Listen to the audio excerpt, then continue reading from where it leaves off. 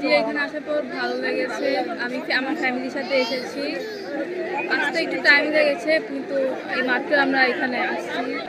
ফ্যামিলির সাথে time spend করার জন্য এসেছি। আমি তো বাঘ দেখতে এসেছি, তো দেখি এখন কি দেখা হয়। আমি ক্লাস 8-এ পড়ি, নূর মোহাম্মদ। আমরা জ্যামে ছিলাম অনেকক্ষণ, তো এটা একটু সমস্যা লেগেছে, কিন্তু এরপর আর কিছু না।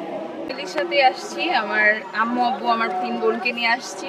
আমরা তো মাত্রই আসলাম, এখনো ঘোরা হয়নি, তো ঘুরে দেখি কেমন লাগে। ভালোই লাগছে, এতদিন পর সবাই একসাথে বের হয়েছি।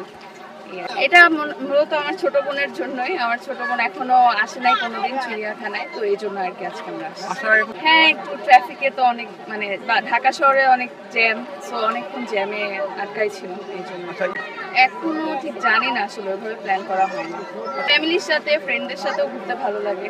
ফ্যামিলির জন্য এখানে আসছি। আমার 3টা মেয়ে, এই মেয়েদেরকে নিয়ে ইতিপূর্বে আমরা অনেকবার চিড়িয়াখানায় এসেছি।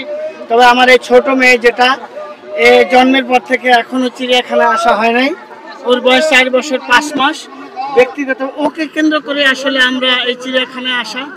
এই ঈদের ছুটিতে যেহেতু এবার আমরা বাড়ি যাইনি, তো ভাবলাম এই সময়টা কিভাবে কাটানো যায়, এবং আমি স্বাচ্ছন্দ্য বোধ করি আমার নিজের ফ্যামিলিকে নিয়ে কোথাও ঘুরতে যাওয়া।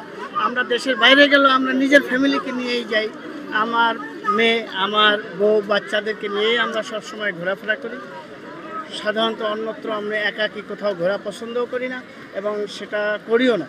তো ইনশাল্লাহ এবারও আমরা এই চিড়িয়াখানায় আসলাম একত্রে সবাই মিলে। এটা একটা অন্যরকম আনন্দ। Thank you.